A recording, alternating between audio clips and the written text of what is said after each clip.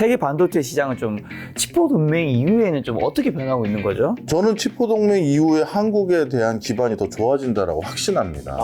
그 이유가 있어요. 중동은 석유 이후 먹고 살 거리를 지금 만들기 위한 이런 여러 가지 것들을 지금 박차를 가하고 있어요. 이거는 우리 입장에선 수주해야 될 대상이잖아요. 그러다 보니까 중동에 훨씬 더 관심을 가져야 된다라는 게 제 지론이었고요.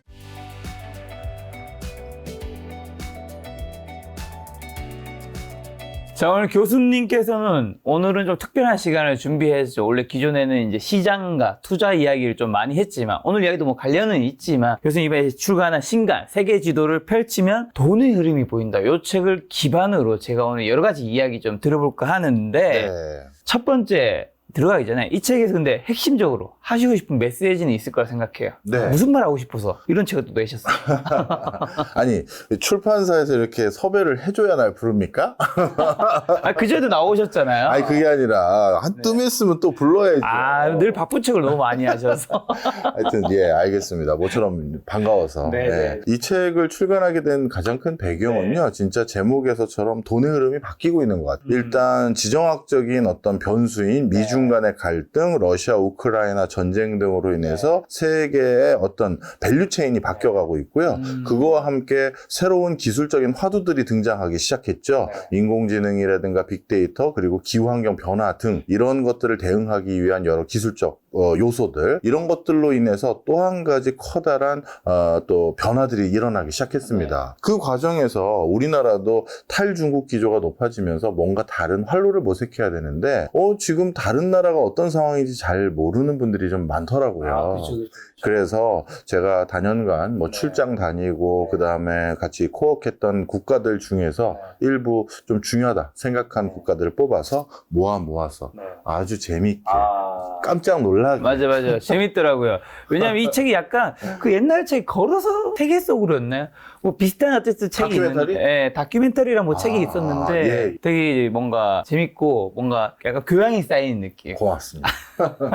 자, 첫 번째 주제부터 시작하겠습니다. 예. 당연히 가장 이제 뜨거운, 이제 아마 2차 전지가 요즘 좀 안 좋아지면서 더 뜨거워질 것 같은 반도체인데, 반도체를 둘러싼 미국과 중국의 패권 다툼 뭐 여전히 계속되고 있는데, 현 상황은 지금은 어떻죠? 중국이라는 나라가 반도체 수급을 제대로 받지 못하고 있는 상황 속에서 자체적인 활로를 모색하기 위한 처절한 고군분투를 하고 있는 상황입니다. 좀 설명을 드리면요. 중국은 석유를 수입하는 데 쓰는 비용보다 반도체를 수입하는 데 쓰는 비용이 더 많아요. 원래 중국이 전 세계에서 석유 수입국 1위에 해당되거든요. 진짜요? 그런 나라가 석유를 사오는 데 쓰는 돈보다 반도체를 사오는 데 더 많은 돈을 씁니다. 그만큼 중국에서 반도체라는 건 없어서는 안 될 필수제인데요. 그런데 이거를 일정 수준 이상의 고사양의 반도체는 못 만들도록 통제를 하다 보니까 실질적으로 그 다음 스테이지의 제품들을 런칭을 못할 줄 알았는데 이번에 깜짝 놀랄 일이 생겼죠. 화웨이에서 7나노급의 반도체 기술을 활용한 휴대폰을 런칭한 겁니다.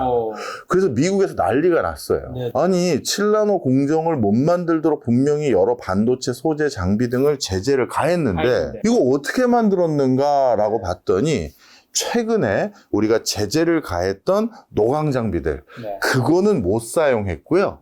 그 전 버전의 노광 장비를 활용해서 어떻게든 그냥 쉽게 해서 마른 수건을 쥐어짠 거야. 그래서 다들 기술자들도 야, 이 옛날 이걸 가지고 이걸 해내네. 여기에서 일단 깜짝 놀랐습니다. 그래서 현재 반도체 수급이 얼마나 어려워서 자구적인 노력을 이렇게 해가고 있구나라는 걸 확인할 수 있는 대목이 이번에 생긴 거고요. 그러면 이번에 7나노 공정 결국 해낸 거 아니냐? 그러면 중국과 미국의 별도의 기술 체계로 계속 가는 거 아니냐? 이런 전망까지 나올 수가 있는데요. 저는 그 견해는 동의하지만 적어도 이번 성과가 거기까지 확인한 것은 아닌 것 같아요. 왜냐하면 이 7나노 공정 만들어낸 이 방법을 진짜 아까 말씀드린 게 정확한 비유적인 표현이에요. 마른 수건을 쥐어짠 거거든요. 그러다 보니까 수율이 떨어지고 이익률이 급격히 낮아요. 달리 말하면 거의 손해보는 장사하고 있는 겁니다. 그래서 중국이 우리도 할 수 있다라는 일종의 엄포성, 제스처성 발언으로 이걸 만들어낸 것이지 실제 수지 탄산은 아직 맞은 수준은 아니에요. 아직은 중국이 어쨌든 최선을 다하고 있지만 아직은 벽에 부딪히고 있다. 근데 중국이 또 힘들어진 것 중에 하나가 이제 치포 동맹이라고 해서 이게 치포가 한국과 대만과 일본과 미국이잖아요. 네. 이렇게 해서 이제 압박을 가하는데 세계 반도체 시장은 좀 치포 동맹 이후에는 좀 어떻게 변하고 있는 거죠? 저는 치포동맹 이후에 한국에 대한 기반이 더 좋아진다라고 확신합니다. 그 이유가 있어요. 항상 이 책에서도 제가 그런 관점을 같이 공유하려고 많이 말씀을 드려놨는데요. 어떤 내용이냐면 이런 겁니다. 어떤 나라의 입장을 판단하고 그리고 우리나라의 외교나 경제적인 상황을 판단할 때는 우리나라 관점에서만 생각하시면 절대 안 돼요. 그렇죠. 네. 당연하죠. 상대방이 어떤 입장인지 봐야 되잖아요. 자, 그런데 우리나라 내부에서의 언론 보도 논조는 한국이 너무 중국을 등한시하고 미국 쪽으로 바짝 붙은 거 아니냐, 이런 걱정들, 우려들이 최근 많은 게 사실입니다. 그런데 제가 이렇게 표현드리고 싶어요. 그러면 중국 관점에서 우리나라를 한번 찾아보자는 거예요. 자, 치포 동맹을 통해서 중국은 전 세계에서 반도체를 제대로 만들 수 있는 나라들이 이렇게 결속하다고 하다 보니까 혼자 고립돼 가는 형국이죠. 그런데 이 반도체라는 산업의 쌀을 누군가로부터 조달받아 와야 되는데 이 4개 국가 중에서 그나마 중국 입장에서 손을 뻗을 수 있는 나라 어디 남았나? 올 초에 중국 내부에서 반도체 관련한 공장 3,000개 가까이가 문을 닫았거든요. 그 3,000개 공장의 상당수가 대만과의 기술 교류, 대만과의 협업을 통해서 진행하려고 했던 회사들이 많이 포함되어 있습니다. 그런데 그런 게 원천적으로 차단되다 보니까 이렇게 문을 닫는 수순까지 가게 돼버렸는데, 그럼 일본과 미국이 그나마 남아있는데 일본과 미국은 어떻게 보면 중국의 반대쪽 대척점의 가장 중요한 동맹국들이잖아요. 그러다 보니까 이 두 국가에게 도움을 요청하기도 쉽지가 않아요. 그럼 마지막 남은 게 한국인 거예요. 이 4나라 중에 그나마 본인들이 협력할 수 있는 마지막 남은 나라가 한국이에요. 네. 그러다 보니까 이 사실을 확인해주는 대목이 있었었죠. 얼마 전에 G7 회의가 열렸을 때 일본에서 그때 한국과 인도와 다른 서방 국가들을 미국이 전부 일본과 같이 함께 초대했습니다. 우리도 갔어요. 그런데 그때 미국을 중심으로 해서 일본과 서방 국가들 간의 밸류체인을 구성하는 발표들을 계속 해갔더니 결국 그거 끝나고 나서 중국 정부가 어떻게 했죠? 미국의 마이크론이라는 반도체 회사를 우리 마이크론 반도체 안 사! 하고 통관에 대해서 제재를 거는 발표를 공식적으로 합니다. 표면적으로는 보안, 안보 문제 때문에 마이크론 반도체를 사기가 어렵다 이렇게 발표를 한 거예요. 그런데 그 회의에 참석한 나라 중에 하나는 우리나라도 있잖아요. 그러면 왜 우리도 참석했는데 삼성하고 SK 하이닉스에 대해서는 제재를 안 가하죠? 여기까지 제재를 가해버리면 어서 구할 데가 없는 거예요. 그래서 한국에 대해서는 섭섭하다는 메시지를 보여주고 싶었나 봐요. 그래서 어떻게 했느냐, 중국 본토에서 네이버 포털에 접속이 안 된대요. 그래서 한국의 외교부에서 중국 외무성에다가 전화를 했어요. 그래서 저기 우리 교민들이 네이버 접속이 안 된다는데 혹시 이번에도 차단하셨나요? 하고 물었더니 중국의 공식적인 답변이 뭐였냐면 우리도 모른다였어요. 대충 어떤 느낌인지 감 오시죠? 여친하고 싸웠을 때, 야, 너 화났지? 그러면, 난 몰라. 이거 지금 이거예요. 공식적으로 제재를 가하거나 뭔가 엄포를 놓기에는 본인들도 절박한 거예요. 그렇죠. 그러다 보니까 한국에 대해서는 섭섭하다라는 걸 제스처를 취한 거고, 미국에 대해서는 공식적으로 제재를 가한 거예요. 자, 좀 전에 제가 화웨이에서 만든 7나노 그 휴대폰, 그거 뚜껑 열었더니, 결국 어느 나라 휴대폰, 반도체가 있었다? 한국? 한국. SK 하이닉스 반도체가 딱 들어가 있는 거예요. 그래서 하이닉스에게 대놓고 물었죠. 야, 미국이 그 하이닉스 너희들한테 분명 중국에게 납품하지 말라고 얘기를 했는데 니네 이 부품이 들어가 있는데 이거 어떻게 된 거야 했더니 하이닉스와 우리도 모른다 해요. 네. 그러니 한국산 제품을 제3세계 통해서 중국이 사왔는지 그것까지는 모르죠. 자, 이런 얘기들의 종합적인 결론이 뭐다? 그나마 지금 형국에서 치포 동맹 이후 중국이 손을 내밀 수 있고 그나마 중국이 반도체와 관련된 여러 가지 숨통을 틔워줄 수 있는 마지막 나라는 한국밖에 없는 겁니다. 그러면 지금 중국이 한국을 애타게 찾고 미국도 한국을 찾는 게 결국엔 두 나라 다의 한국의 반도체 기술이 필요한 거예요? 저는 그렇게 보고 있습니다. 그래서 메모리 반도체 같은 경우는 우리나라의 절대적인 어떻게 보면 독과점 구조가 돼버린 상태고요. 그 다음에 메모리 말고 우리 파운드리 분야에서도 이미 TSMC에게는 중국이 뭘 발주할 수가 없어요. 그럼 나머지 회사들은 한국이라고 봐도 되거든요. 삼성을 비롯해서. 그러다 보니까 한국 회사에게는 오히려 기회의 장이 된다라고 보시면 될 것 같고요. 또 한 가지.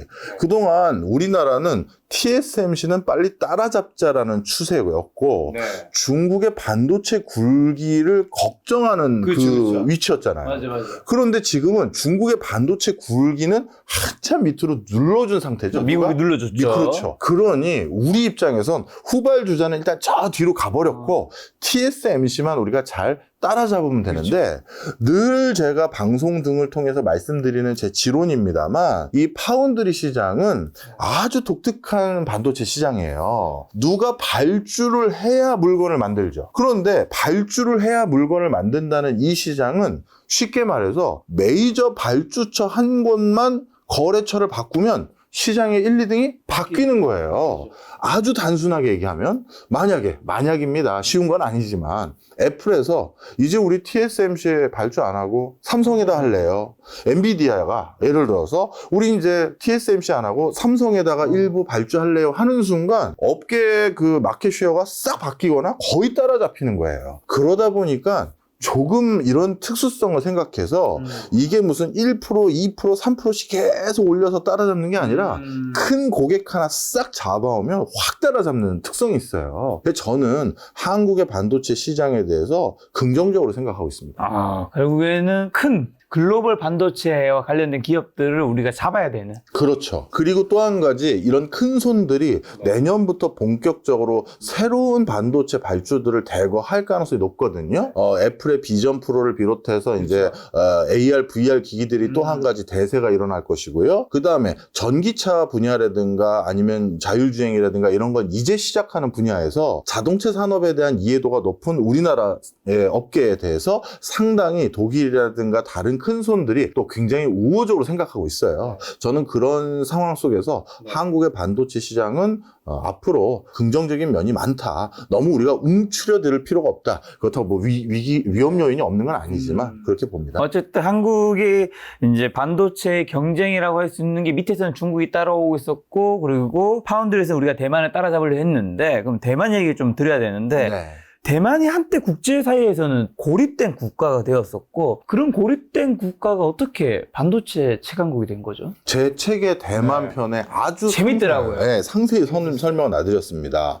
왜냐하면 우리가 비즈니스를 이해할 때요. 이 나라가 왜 이 산업에서 강점을 갖게 됐는지에 대한 맥락을 이해하지 못하면 명확하게 비즈니스할 때 대응하기가 좀 어려울 때가 있어요. 그래서 그런 약간 인문학적이자 경제적인 맥락을 설명하는 내용들을 좀 많이 해드렸는데요. 대만 같은 경우는 이제 1960년대 들어서 우리나라와 비슷하게 신생 독립국으로 독립을 했습니다만 60년대 들어섰더니 전 세계적으로 이제 신흥국에 주는 원조, 이 원조가 급격히 줄어들기 시작한 거예요. 그렇죠. 그러다 보니까 대만은 그럼 이제 앞으로 우리는 뭘 먹고 살지 고민을 많이 하게 됐는데요. 그때 뭘 먹고 살지 고민을 하는 과정에서 대만이 자신들 대만계 원로들이나 오피니언 리더들을 찾아다니면서 고견을 듣기 시작합니다.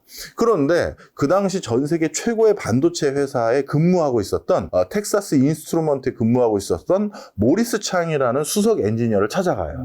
그래서 그 사람에게 저희 대만 정부에서 나왔는데요 하면서 이제 일종의 대면 인터뷰를 한 거죠. 우리 대만이 앞으로 먹고 살려면 뭘 계속 육성해야 될까요? 라고 했더니 모리스 창이 말하는 게 앞으로는 반도체가 안 들어간 물건이 없는 세상이 생긴다. 그래서 반도체 산업을 육성해야 된다. 이 얘기를 해줌과 동시에 한마디를 더 해줍니다. 반도체 산업을 그럼 어떻게 하면 육성할 수 있나요? 라고 했더니 이 사람이 처음으로 제시한 비즈니스 모델이 바로 파운드리예요. 무슨 소리냐?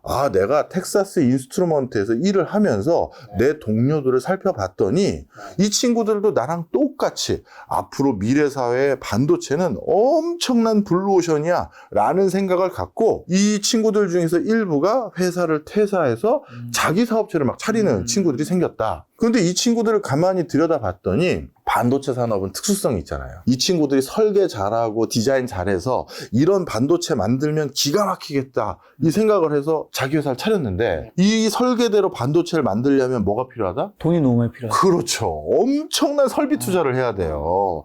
반도체 만드는 데는 그 비싼 노광 장비 등등부터 해서 엄청난 설비 투자가 들어가잖아요. 그렇죠. 자, 그런데 운 좋게 설비 투자 자금을 어디서 융통해 왔다 하더라도 얘네들도 오래 버티질 못하는 거예요. 왜? 반도체 성능이 나날이 발달하다 보니까 내가 몇 년 전에 사놓은 그 장비는 이제 구닥다리가 돼버리는 그렇죠. 거예요. 그러면 또 비싼 돈 빌려다가 장비 또 사야 되니까 이게 남는 장사가 아닌 거죠. 제작을 전문으로 하는 회사가 필요하네요. 그렇죠. 그리고 대부분은 그 설비 투자를 할 장비 사올 돈도 융통도 못해요. 그 사실을 보고 모리스 창이 어느 날 아주 청사진을 그리고 부품 꿈을 안고 야 창아 나 퇴사해. 그동안 고마웠어. 하고 나갔던 애들이 갑자기 머리 긁으면서 몇 년 지난 뒤에 잘 있었어? 야, 너 어떻게 된 거야? 아, 사실 이거 돌아오는 걸 본 거죠. 그래서 그걸 보고 대만 정부에다가 제안한 거예요. 설계는 기가 막히게 하는 애들이 미국에 널려 있고 단기간에 이러한 애들의 창의력과 상상력과 노하우를 대만이 따라잡는 건 쉽지 않다. 그런데 그렇다면 대만이 해야 될 건 걔네들이 설계 도면만 가지고 오면 뭐든지 만들어줄 수 있는 제조 위탁 전문 회사를 만들자라고 한 게 파운드리죠. 그리고 그 첫 파운드리라는 비즈니스 모델로 반도체 회사를 설립한 게 TSMC인 거예요. 대만 정부도 이 모리스 창의 제안이 상당히 타당성이 있다고 생각을 했고 이 TSMC를 대만 국가가 만든 거예요. 이 국가가 만들어서 설립을 하고 난 뒤에 어떻게 됐느냐? 그러면 이걸 제안한 사람이 제일 잘 운영할 거 아니에요. 그래서 모리스 창한테 또 전화한 거죠. 창 선생님, 여기 저희가 회사 차렸는데 이제 나라를 위해서 좀 헌신하시죠. 오십시오 한 거죠. 왔겠네요. 예, 물론 그 전신에 무슨 대만 구경 연구소에 먼저 오셨다가 이 TSMC 설립하자마자 이제 일로 옮겨 타신 건데 그 뒤로 TSMC에 대한 운영에 대해서 거의 모리스 창이 전권을 가진 거예요. 그리고 나서 지금까지 대만뿐만 아니라 전 세계 최강의 반도체 회사를 만드는데 가장 현격한 공을 세운 사람이 바로 모리스 창. 대만이 반도체 최강자가 된 배경은 바로 이렇게 된 겁니다. 교수님 말씀만 들어도 대만이 어떻게 보면 국제사회에서 예전에 배제된 상황이 한국 사회에는 굉장한 경쟁의 기회 요인이었겠네요. 그렇죠. 지금 TSMC가 없다고 하면 그걸 삼성전자, 하이닉스가 거의 뭐 다 차지하는 거니까. 맞습니다. 그렇지만 대만이 국제사회에 고립이 된 건 분명한 사실입니다만 미국이 대만을 국가로 인정하진 않지만 대만과 미국은 방위와 관련된 협정을 맺어놓은 게 있습니다. 대만의 안위에 문제가 생길 경우 반드시 미국이 도와준다라는 구절이 있어요. 그래서 이 TSMC라는 회사가 설립됐을 때 상당히 많은 미국계 회사들이 거기에 발주를 했던 가장 큰 근저의 배경도 이런 미국 입장에선 대만이라는 어떻게 보면 중국을 견제할 수 있는 좋은 수단이잖아요. 발목을 잡을 수 있는 좋은 수단이고 그런 나라의 경제적인 위상이 자꾸 올라가는 걸 도와주는 건 나쁜 일이 아니거든요. 그래서 그때부터 대만에 대해서 물밑에서 미국이 또 많이 도와준 것도 있고요. 그런 것들이 지금 어찌 보면 중국이 대만 때문에 참 머리 아프게 만드는 중국이 편두통이 생기게 만드는 요인이 되기도 했죠. 그럼 지금 중국 편두통 얘기하셔서 막 그런 얘기도 있잖아요. 이제 러시아, 우크라이나 이제 전쟁이 원래 생각지 못한 전쟁이 막 터졌고 그게 또 길어지다 보니까 많은 분들이 중국에서 대만 침공하는 것도 말도 안 되는 것 같지만 그런 일도 일어날 수 있는 게 아닌가라는 얘기도 있잖아요. 제 책에서 여기저기 퍼즐을 맞춰보시면 지금 중국의 절박함을 느끼실 수 있을 거예요. 맞아요. 중국의 절박함은 뭐가 있냐 하면요. 우리는 중국이란 나라 그러면 엄청 큰 땅덩어리를 가지고 있기 때문에 전 세계 5대양 6대주를 마음대로 넘나들 수 있다라고 생각할 수 있잖아요. 그런데 제 책 중간중간에도 지도들을 다 넣어드렸습니다. 근데 그 지도를 자세히 보시면 중국은 의외로 고립되어 있는 나라예요. 일단 중국이 육지로 이제 접하고 있는 나라들을 자세히 보시면 대부분 2개 나라 이상을 거쳐야지만 다른 대륙이나 다른 대양으로 넘어갈 수가 있는 이중 내륙 국가 같은 위치에 놓여져 있어요. 네. 그리고 인도양으로 바로 가려고 하더라도 동남아시아 국가들이 모두 인도양을 접하고 있기 때문에 이 동남아시아 국가들을 협조를 얻지 못하고서 인도양으로 바로 가지도 못해요. 그러다 보니까 육로는 상당 부분 제약된 요소들이 많습니다. 그러면 대양을 통해서 뭔가 자유롭게 넘나들면서 교육도 하고 군사훈련도 하고 해야 되는데 이 중국의 대양으로 나갈 수 있는 그 길은 그럼 녹록하냐? 그렇지가 않아요. 자세히 보시면 우리 황해를 접하고 있는 중국의 일성지 도시들이 많은 이 대양들을 보면 어떻게 됐느냐?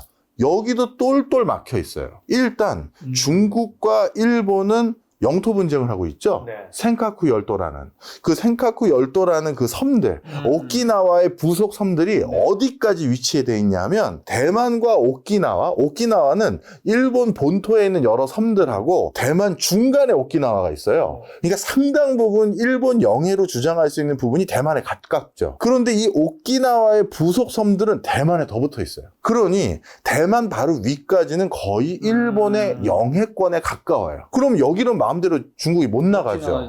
그러면 그 밑에는 대만인데 지금 대만과 중국의 사이는 더더욱 나빠지고 있고 그럼 대만 남쪽에 있는 지역을 중국은 남중국해라고 부르면서 자신들의 영해라고 주장을 하고 있지만 거기 시사군도 난다군도 같은 곳들은 다시 동남아시아 국가들과 영토 분쟁을 하고 있고 그쪽은 항상 미국의 대형 항공모함 두 척이 순시를 하고 있어요. 자, 그러면 중국이 대양으로 나갈 수 있는 데가 없죠. 그러다 보니까 중국은 전 세계에서 가장 대규모 함대를 편성해서 가지고 있음에도 불구하고 단 한 차례도 국제적인 대규모 해상 군사 작전 훈련을 해본 적이 없어요. 아, 진짜요? 나갈 수가 있어야 하죠. 그래서 중국은 뭔가 해외에 교두보를 만들기 위한 처절한 노력을 하는 국가예요. 이런 중국이 그래서 전 세계로 나가고 싶어한 욕구, 그런 걸 실현하기 위해서 이 책에 그린란드하고는 뭘 하고 있고 그 다음에 미얀마에는 뭘 하고 있고 이런 얘기들이 속속들이 좀 정리가 되어 있습니다. 중요한 정보들이 알차게 들어있네요. 자, 그러면 한국 반도체가 대만의 TSMC 따라잡을 수 있는지 현실적인 답변에서 궁금하고 만약에 못 따라잡아도 한국 반도체가 성장하고 삼성, SK 하이닉스 성장하는 데는 큰 문제가 없는 건가요? 아니죠. 사실 반도체라는 건 이 자동차 산업이 우리가 일상 소비재니까 그걸로 비교드리면 고급 자동차 시장을 절대 놓치면 안 된다라는 게 자동차 업계의 지론이에요. 아, 진짜? 왜냐하면 고급 자동차에 넣기 위해서 특별한 신기술을 개발하게 되겠죠. 거기에는 프리미엄 기술들이 들어가야 되니까요. 그러면 그 고급 자동차 시장을 가지고 있지 못하면 그런 프리미엄 기술을 아예 개발을 안 하게 돼요. 그런데 고급 자동차 시장을 가지고 있으면 거기 프리미엄 제품으로 넣기 위한 기술을 넣었다가 그게 어느 순간인가 일반 대중차에게 내려오잖아요. 그렇듯이 반도체도 똑같아요.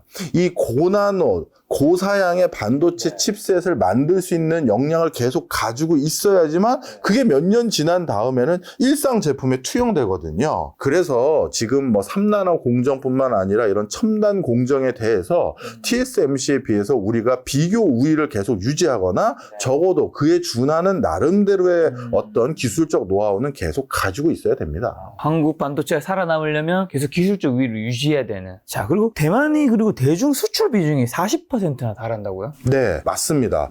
왜냐하면 대만뿐만 아니라 이건 놀라실 게 전혀 아니에요. 전 세계의 많은 국가들 중에서 중국과의 적대적 관계에 있는 국가들조차도 교역 규모에서 중국이 1등이거나 2등인 나라가 대부분이에요. 적대국이어도 어쩔 수 없이 필요한 그렇죠. 부분이 있다는 거죠. 이유가 뭔지 아시잖아요. 제일 싸.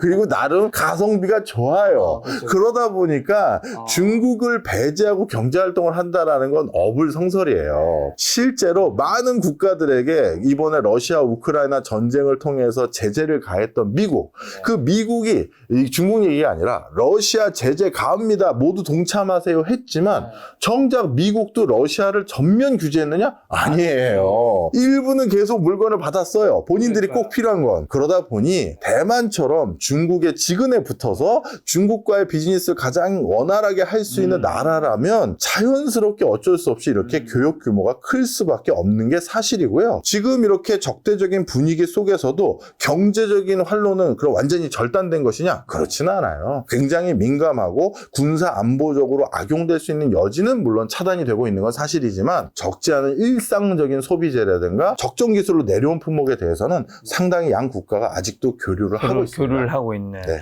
말씀하신 러시아 얘기해 주셔서 궁금한 게 러시아가 전 세계 영토 5분의 1을 가졌다고 제가 책에서 봤는데 네. 실제로 그게 맞는지도 궁금하고 러시아가 지속적으로 이렇게 전쟁을 벌이는 이유 뭔가 저희 이제 전쟁이나 이런 거 세계 정세를 잘 모르는 사람 입장에서는 저렇게 전쟁을 하면 세계 다른 국가들한테 뭔가 레퓨테이션도 떨어지고 뭔가 관계도 안 좋아지지 않을까 싶은데 러시아가 얼마나 영토에 대해서 간절하게 갈증이 있는지를 이 책에서도 많이 적어드렸는데요. 러시아는 분명 전 세계 영토의 5분의 1 가까이를 가지고 있을 만큼 어마어마한 영토를 가지고 있는 나라는 분명합니다. 영토 1위가 러시아예요? 맞아요. 1위가 러시아입니다. 그런데 이렇게 러시아가 가장 많은 영토를 가지고 있음에도 불구하고 러시아가 가지고 있지 못한 게 하나 있어요. 바로 부동항입니다. 얼지 않는 항구예요. 러시아가 얼지 않는 항구 가지고 있지 않나요, 교수님 하면서 대부분 실제 완벽한 부동항이라고 하기가 좀 어려운 부분이 일부 있고요. 물론 요즘에는 지구온난화 때문에 블라디보스토크는 부동항이 돼버렸어요. 그리고 상트페테르부르크도 거의 부동항이 됐고요. 그거는 지구온난화도 있지만 이제 선박 기술의 발달로 인해서 부동항이 됐지만 상트페테르부르크의 단점은 뭐냐 하면 이 상트페테르부르크를 통해서 대서양으로 나오려고 하면요. 그 밑에 유럽의 그 열강들과 저 스칸디나비아 반도의 어떻게 보면 서구 국가들과 가까운 국가들 사이에 여러 해협을 지나야 되는데 이게 여러 가지 만만치 않아요. 약간 어떻게 보면 정세가 냉각되면 그쪽 어디선가 포 쏘면 이거 바로 작살나기 쉬운 위치예요.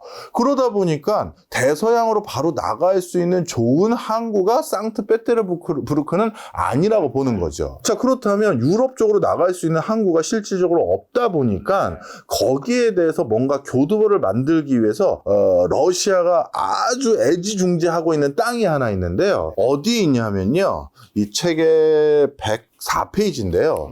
여기 유럽 지도가 보이시죠? 유럽의 정가운데, 러시아 본토에서 상당히 떨어진 정가운데 러시아 영토가 하나 있습니다. 이 영토가 칼리니그라드라고 하는 곳인데요. 2차 세계대전 끝나고 여러 가지 국제적인 어떤 이해관계를 조정하는 과정에서 바로 러시아가 받아낸 땅이 바로 이 칼리니그라드라고 보시면 됩니다. 이건 지금 다른 나라들 사이에 있는 거예요? 그렇죠. 독일 바로 옆에 있다고 보시면 돼요. 독일 옆에 있고 러시아랑 떨어져 있는데 러시아 땅이라고요? 그렇죠. 신기하다. 그래서 유럽 한복판에 러시아 영토가 있어요. 신기하다. 근데 이 땅을 러시아 사람들이 얼마나 중요시 여기고 얼마나 자랑하고 싶어 하냐면 군사적으로도 되게 중요하잖아요. 유럽 한복판에 러시아 땅이 있으니까. 네. 그래서 예전에 러시아 월드컵 열린 적이 있었죠. 그 러시아 월드컵 때 원래 월드컵이라고 하면 그 나라에서 가장 자랑하고 싶은 도시에 월드컵 스타디움 열고 그걸 투어하는 게 일반적인데 그때 이 칼리닝그라드에 월드컵 경기장을 지었어요. 그래서 러시아에서 뭘 한 거다? 얘들아 여기 우리 땅이다. 자랑하려고. 그래서 이렇게 유럽 한복판에 있는 칼리닝그라드 거기 러시아의 군사 기지가 있고요. 그 다음에 우리 저기 지금 우크라이나 밑에 있는 그 크림반도 이쪽도 강제 점령했고 이런 식으로 기회가 있을 때마다 얼지 않는 항구를 얻기 위한 진짜 처절한 노력을 하는 게 러시아의 움직임입니다. 정확하게 땅이랑 보다는 그 땅을 통해서 이제 얼지 않은 항구를 그렇죠. 갖고 항구에. 싶다. 네. 자, 그럼 이제 러시아 전쟁이 이제 일어나면서 많은 사람들이 정말 궁금했던 거는 서방 국가들, 뭐 미국이든 유럽이든 어쨌든 왜 다 가만히 있냐, 뭐 적극적으로 도와주는 나라가 없잖아요. 네. 그걸 보면서 조금 뭔가 안타깝다는 생각도 많이 들었는데. 우크라이나 입장에서는 사실 좀 섭섭할 수 있을지 그러니까요. 모르겠습니다만 러시아와 미국의 입장을 봤었을 때는 지금 최대한 도와주는 겁니다. 아, 진짜? 예, 왜 그러냐면요. 이게 참 불편한 진실이에요. 이게 최대한이라고요? 예, 이게 불편한 진실인데 핵을 가지고 있는 나라는 전면전을 해본 적이 없어요. 무슨 얘기냐? 핵을 가지고 있고 핵을 가지고 있는 나라들끼리는 전면전을 한 적이 없습니다. 대표적으로 이란 핵을 가지고 있어요. 근데 미국도 핵을 가지고 있죠. 두 나라가 전면전? 안 하잖아요. 마지막에 수틀리면 핵 쓰면 그렇죠. 그래서 이란에게 뭔가 할 수 있는 방법은 경제 제재밖에 없었던 거예요. 그리고 또 한 가지가 어디다? 북한과 미국 사이가 안 좋은데 전면전 안 하잖아요. 이게 참 어떻게 보면 불편한 진실이에요. 우리는 북한에게 제발 핵 좀 없애라, 핵 좀 없애라 하지만 핵이 있기 때문에 전면전을 못 하는 거예요. 그러면 러시아가 우크라이나를 침공했잖아요. 그럼 미국 입장에선 이것 봐라 하면서 같이 그냥 군대 보내서 싸울 수 있어야 되는데 그걸 못하는 이유는 러시아는 당연히 핵을 가지고 있잖아요. 그래서 핵을 가지고 있는 나라에겐 직접 총칼을 겨눌 수가 없어요. 이게 굉장히 외교적으로 지금 FM적인 공식이 돼버렸어요. 그러다 보니까 많은 나라들이 속으로 부러워하죠. 핵을 갖고 싶어 해요. 자, 근데 다시 돌아와서 그러다 보니까 실제 미국은 우크라이나에게 해줄 수 있는 최고의 방법은 뭐냐? 러시아는 경제 제재로 우리가 막아주고 너희들에게 무기 줄게. 니들이 대신 싸워라. 이렇게 된 거예요. 만약에 미국이 우크라이나에게 제공했던 무기를 진작 안 줬다라고 하면 이번 전쟁은 벌써 끝났어요. 서구 세력에서 우크라이나에게 무기를 안 줬다라고 하면 벌써 러시아의 완승으로 끝난 전쟁입니다. 그래서 이거는 실제 러우 전쟁이 아니라 우크라이나를 앞에 내세우고 미국과 러시아가 전쟁을 하고 있는 게 사실이에요. 단 핵을 가진 나라이기 때문에 직접적인 전면전을 못하는 거죠. 우리가 몰랐던 부분들이 좀 있군요. 일부의 주제가 원래 이제 반도체인데 그 마지막 반도체 질문으로 어쨌든 지금 중국 경제가 흔들리고 있는데 아마도 미국은 이런 거를 최대한 누리려고 할 텐데 이 기회 놓치지 않을까요? 네, 이 기회에 더 압박을 가할 가능성이 높습니다. 많은 분들이 저한테 이런 소리 하세요. 교수님 무슨 소리세요? 요즘 봤더니 미국의 국무장관, 재무장관이 다시 중국을 방문하고 설린 우호적인 것 같던데 아닙니다. 자세히 보시면 미국 국무장관이 중국 본토를 방문했던 적이 그 전에는 언젠지를 카운트해 보실 필요가 있는데요. 바로 5년 전입니다. 이 5년은 무슨 시기열과 똑같죠? 대통령? 맞아요. 미국 대선 선거 기간과 맞물려요. 즉 지난번 대선 선거 전에 선거를 앞두고 불확실성을 최대한 줄이고자 그런 제스처를 취하기 위해서 국무장관이 중국 본토를 갔던 거예요. 이번에도 선거 앞두고 불확실성을 줄여서 경제적인 어떤 원만함을 좀 잠시 도모하려고 잠깐 방문한 것이고요. 선거가 본격적으로 시작되면 어떻게 되냐면 미국의 유권자들의 표심을 분석한 보고서가 민주당, 공화당 다 있거든요. 나오겠죠. 그런데 그 보고서 내용을 보면 대부분 뭘 원하냐면 미국 유권자들은 중국을 더 압박하길 희망해요. 그러면 이제 선거가 더 다다를수록 민주당에서 공화당에서 서로 경쟁적으로 대중국 압박 정책을 더 많이 내놓겠죠. 그래서 앞으로 미국은 중국을 이번 기회에 누르는 모습을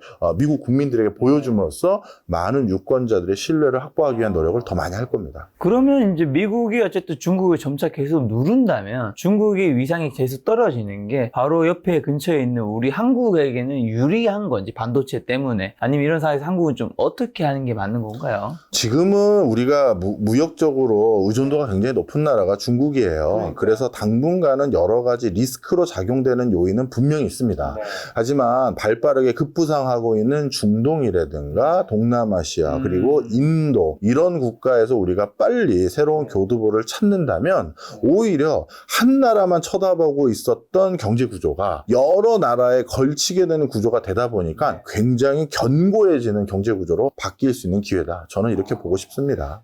자, 자연스레 그러면 이제 중국 시장을 대체할 새로운 시장을 개척할 상황이 이제 세계도 우리나라도 놓인 것 같은데 그러면 그 후보는 어떤 국가들이 되는 거죠? 저는 가장 먼저 후보로 뽑고 싶은 나라가 사실은 인도라고 생각하신 것 같은데 저는 두 가지로 나눠요. 우리의 수출처가 되는 곳은 중동이고 우리의 생산기지, 중국이 우리의 생산기지 역할을 했잖아요. 생산기지 역할을 하면서 기술 교류라든가 이런 역할을 해줄 곳은 인도. 이렇게 구분해야 된다고 생각합니다. 자, 그러면 이제 생산 쪽을 담당해줄 인도부터 한번 여쭤보면 인도는 뭘 기반으로 중국을 대체할 국가로 떠오르고 있는 건가? 좀 비슷한 것들이 어떤 게 있죠? 네, 비슷한 첫 번째 요소로는 그래도 저임금 숙련 근로자들이 많다라는 게 인도의 큰 장점입니다. 인도는 워낙 스펙트럼이 넓어서요. 숙련 근로자뿐만 아니라 전 세계 굉장히 탑 티어의 하이 브랜드들도 많고요.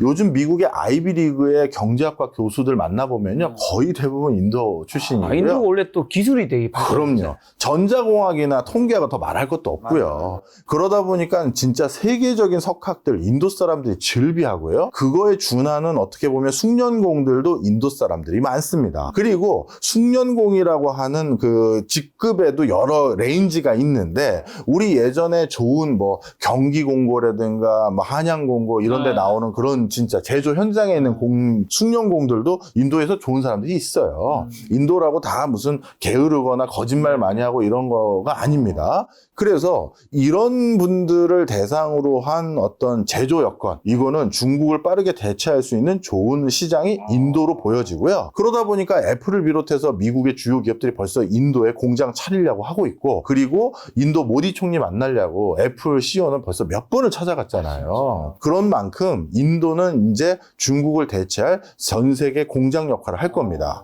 그리고 하나가 더 있어요. 인도에 공장을 지어야 될 이유가 왜 그러냐면 중국이 옛날에 했던 것과 똑같은 걸 인도가 요구해요. 전 세계에서 이제 인구 제일 많은 국가 인도가 됐고요. 14억 명. 그렇죠. 그 다음에 1인당 국민소득도 급격히 올라가고 있고, 무엇보다 30세 이하 인구가 너무 많아요. 즉, 딱 일할 수 있는. 그렇죠. 일하고 호기심 많은 소비 여력을 가진 사람들. 그러다 보니까 저 사람들에게 물건 갖다 파는 게 무엇보다 중요한데, 그런데 인도 정부에서 뭘 얘기하느냐? 우리나라에 물건 팔고 싶으면 우리나라에 공장 짓고 일자리 창출해야 사줘. 이 얘기를 하는 거예요. 그러다 보니까 우리나라 현대차는 진작 공장 지었죠. 삼성, LG 진작 갔죠. 추가적으로 더 지으려고 하죠. 이렇게 할 수밖에 없는 이유가 전 세계에서 급부상하는 소비 시장에서 지어줘야 우리가 사겠다라는 논조이니 안 갈 수가 없는 거예요. 그게 중국이 걸었던 길 아닌가요? 그렇죠. 똑같은 거예요. 그러다 보니까 중국 다음 타순에 인도가 등판한 거다. 이렇게 보시면 되고, 그래서 인도는 전 세계의 생산 공장 기지 역할을 상당히 오랜 기간 또 할 겁니다. 그렇다고 중국과 인도가 똑같은 산업 구조와 시스템을 가지고 있는 건 아니에요. 그냥 그런 맥락으로 인도가 선택받고 있다라는 것이지. 그러면 인도 GDP 성장률은 어떻게 되죠? 우리나라처럼 뭐 그렇게 저성장 이 수치가 안 나올 것 같은데. 그럼요. 나름대로 고도 성장을 하고 있는데요. 예전에 중국의 고도 성장보다는 수치가 굉장히 약한 건 사실입니다. 그건 왜 그러냐면 인도는 실제 한 나라가 아니에요. 왜냐하면 한 나라 아니에요? 예, 한 나라가 아니에요. 인도가 모국어로 법적으로 그 확정한 그 언어만 해도 숫자가 어마어마해서, 그래서 인도 사람과 인도 사람이 대화 나눌 때도 중간에 통역을 둬야 될 때가 있어요. 예. 진짜 사실이에요.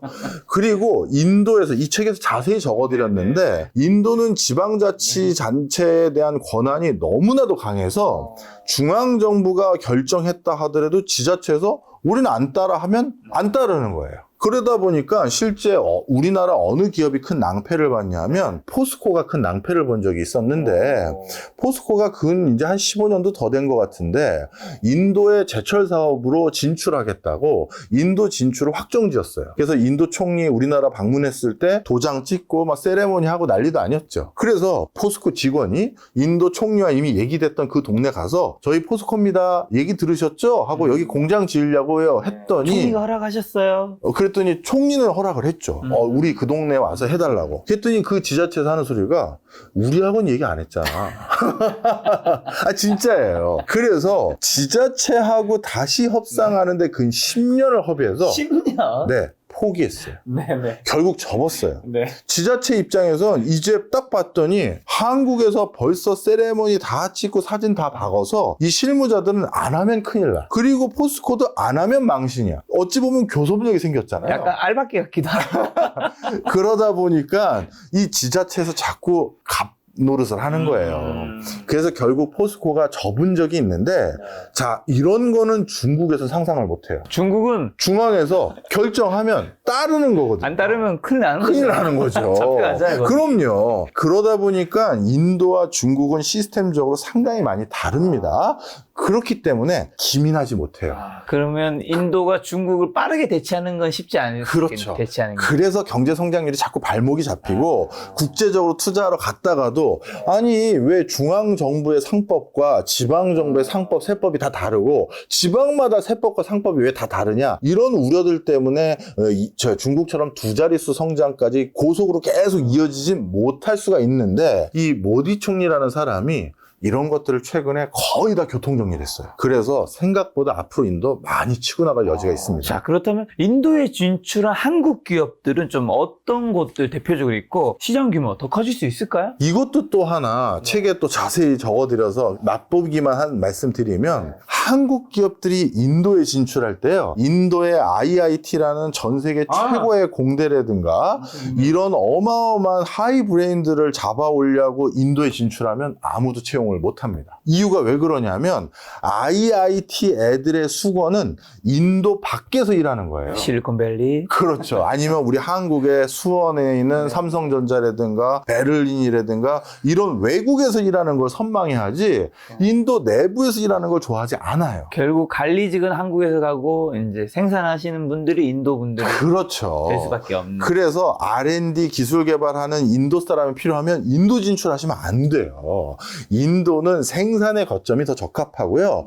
정말 탑 티어의 인도 엔지니어들은 전부 실리콘밸리나 외국에 나와 있는 겁니다. 그래서 우리 한국이 인도 진출할 때 그 우수한 인력들 때문에 간다라고 하면 잘못 알려진 거 중국과 비슷하게 생산 거점으로 간다 이렇게 보시면 되겠고요. 앞으로 더더욱 인도 시장의 문을 두들겨야 될 파트로 아직은 뭐 인도까지 가지는 않았는데요. 저는 바이오 제약을 또 꼽아요. 인도가 또 쉽게 얘기해서 복제약, 복제약의 천국이거든요. 전 세계 모든 약을 복제해서 팔고 있는 나라가 인도예요. 물론 약 효용은 약간 떨어집니다. 그럼에도 불구하고 싸니까 개도국들은 인도약 없으면 뭐 의료 마비됩니다. 그런데 이 얘기는 달리 말하면 뭐다?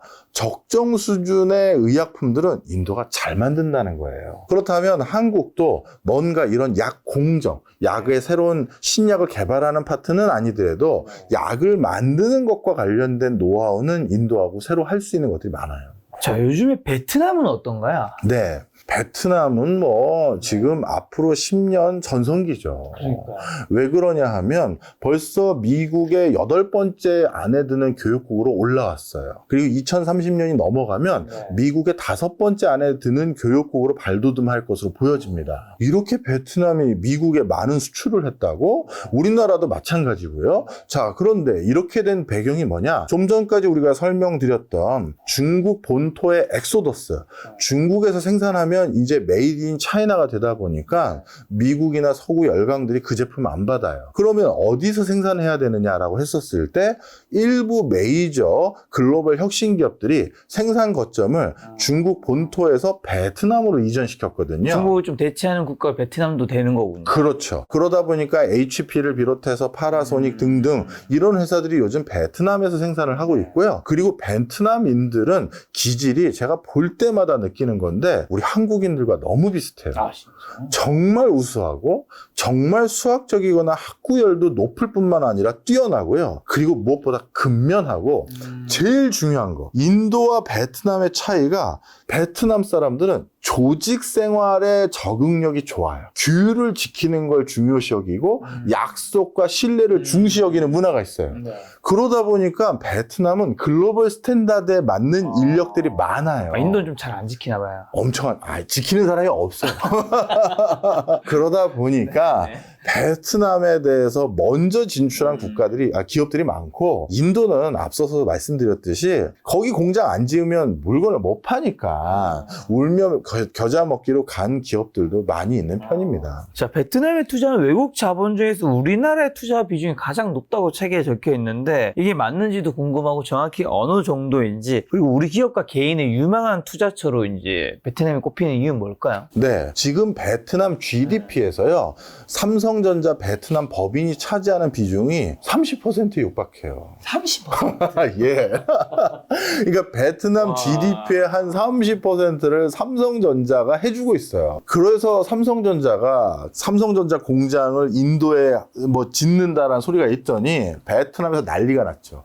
우리 거 떠서 가는 겁니까? 아니면 뭐 신설하는 겁니까? 뭐 난리가 났어요. 뭐 이거 뭐 대비는 아니니까 말씀드려도 될 것 같긴 합니다만 삼성전자의 베트남의 높은 관료분들 왔을 때 강의하러 간 적이 있어요. 네. 그런데 그때 그분들의 모습을 딱 보니까 예전에 뭐 제가 직접 본 건 아니지만 대한뉴스에서 봤던 70년대 우리 그 관료들이 해외에 가서 기술 이전 받고 어떻게 하면 우리도 잘 사는 나라 돼볼지 하기 위한 그 눈빛이 있죠. 하나도 빠짐없이 듣고 가야겠다 하면서 막 이런 거 그걸 봤어요. 죄송한 얘기지만 우리나라의 그 높은 관료분들이나 국회에 계신 분들을 대상으로 강의를 하러 간 적도 있거든요.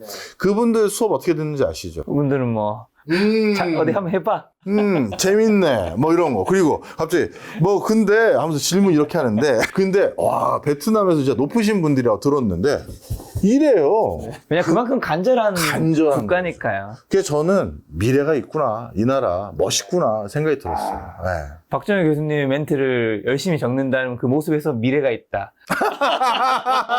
아, 좀 이상해졌나? 자, 그럼 베트남들이 가장 좋아하는 제품으로 한국, 태국, 일본 제품을 꼽고 있다고 하는데 한국에서는 어떤 것들이 베트남에 많이 팔려요? 저도 베트남은 예전에 패키지 여행을 한번 갔다 왔거든요. 네. 에브리싱이에요. 베트남인들에게 네. 한국은 서울은 아시아의 밀라노예요. 한국 사람들은 왜 이렇게 멋있고 왜 이렇게 멋지고 이쁘고 잘생겼고 한국 물건은 왜 이렇게 팬시한지 이런 이미지예요. 그래서 베트남에 가서 예전에 제가 그런 적이 있어요. 어렸을 때입니다. 여러분 오해하시면 안 되고요. 중국에 가서 뭐 대학생들이 많이 노는 그런 펍 레스토랑이라든가 아니면 뭐 그 또 배낭여행 갔을 때 말씀드리는 거죠. 아니면 이제 사회 초년생 시절에 어디 갔길래 자꾸 그런 운을 띄우세요? 사회 초년생 시절에 중국 현지 주재원들과 다 같이 나이트클럽 놀러가 그런 적 있었을 거 아니겠어요? 그럼 거기서 카톡을 할 때가 있었을 거 아니에요? 그때 카톡이 있었다고요? 제가 나이가 그렇게 오래되지 않습니다. 그때 스마트폰 얼마 안 나왔을 때 카톡을 딱 해보면 그때 어떻게 됐느냐? 근처에 중국에서 카톡 그 노란색 창을 보면 한국어론, 한국인. 그러면서 눈빛이 달라져요. 한국어론 딱 하면서 한국 사람입니까? 하면서 반짝반짝 하면서 어쩐지 그래 보이신다고. 근데 내가 여러분 과장이 아닙니다. 사실이에요. 어쨌든 한국 사람이 그만큼 좋아 보인다는 좋아 거죠. 보인다. 자, 그런데 그게 요즘 베트남에서요. 그래서 한류, 한식, 이거 한식이라고 불러요. 그래서 이 한국 스타일이라고 하면 먹혀줍니다. 그래서 거의 모든 것들이 잘 팔려요. 왜? 눈빛이 안 믿는 눈빛으로. 자, 그러면 한국이 이 인도와 베트남 시장에서 우리가 좀 앞으로 뭘 좀 더 잘해야 될까요? 마지막 이 EV 질문으로. 이제 이 국가 브랜드가 이렇게 높아지고 있는 걸 우리가 잘 활용하셔야 돼요. 지금 가장 크게 걱정하고 있는 분야 중에 하나는 베트남인들 중에서 적지 않은 분들이 한국에서 활동하고 있거든요. 그 사람들이 한국에서 활동해서 다시 고국으로 돌아갔을 때 한국에 대한 이미지를 뭘로 설명하느냐 중요한데요. 사실 꼭 긍정적인 얘기만 있는 게 아니거든요.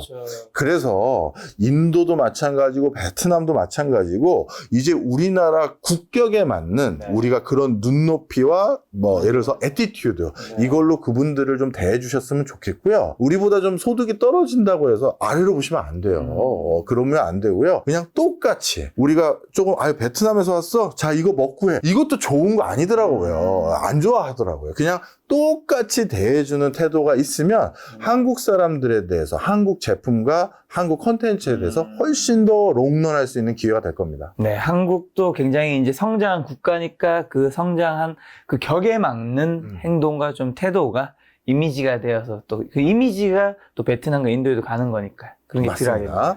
자, 아까 전에 이제 생산은 인도와 베트남 같은 국가들이 이제 중국을 대체하면서 중요하다고 하셨는데 수출은 또 중동이 굉장히 또 중요해졌다고. 최근 전 세계가 중동에 관심 가진 이유는요? 이게 어떻게 보면 바이든 미국의 정책 기조 때문이다 해도 과언이 아닙니다. 코로나19가 불거지기 시작하면서 또는 그 전에 트럼프 대통령 때는 셰일 혁명. 그래서 중동산 석유가 아니라 미국의 석유 패권마저도 가져가겠다라고 해서 셰일 혁명에 적극적인 지원을 했고요. 그래서 중동산 원유의 힘을 상당히 많이 뺐고 바이든 들어서는 코로나19 이후 불거지고 있는 탈석유 기조를 더욱더 가속화해서 드라이브를 걸고 있거든요. 그러다 보니까 중동 지역 입장에선 아직까지 우리 중동은 석유를 배제하고 100년 이상 먹고 살 거리를 만들어 놓지 못했는데 이렇게 석유에서 벗어나는 경제 구조를 빨리 만들어 버린다고 하니까 당연히 우려 섞인 목소리가 나올 수밖에 없죠. 그래서 중동은 석유 이후 먹고 살 거리를 지금 만들기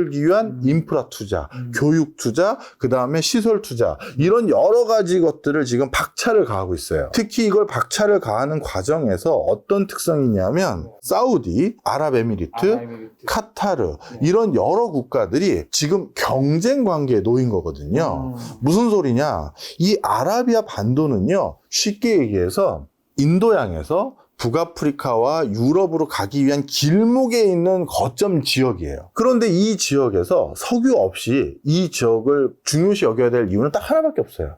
지나갈 때 거점 항구 노릇을 할 싱가포르 같이 중개 무역 노릇을 할 국가 하나 정도만 나중에 살아남을 것이지 나머지는 거기 필요가 없거든요. 사막만 있고 그 사막 모래들도 반도체 만들 때 모래 많이 쓰지만 그 사막에 있는 모래는 너무 가늘어서 반도체 만들 때 쓸 수가 없어요. 건축자들도 쓸 수가 없고 그 쓸모없는 모래예요. 네. 그러다 보니까 그쪽 지역에서는 다른 거 쓸 데가 지금은 없는 상황입니다. 자, 그러면 결국 이 아라비아 반도에서 탈석유 기조가 본격화됐을 때 살아남을 나라는 하나다 보니 그 나라가 우리가 돼야겠다라는 생각 때문에 어떻게 됐다? 그런 나라가 되려고 서로 엄청나게 투자를 하는 거예요. 그래서 두바이 같은 경우는 제가 책에 쓴 그 표현이 그대로입니다. 세계 최대, 세계 최고, 세계 최초 이 수식어가 아닌 건 아예 투자도 하지 마.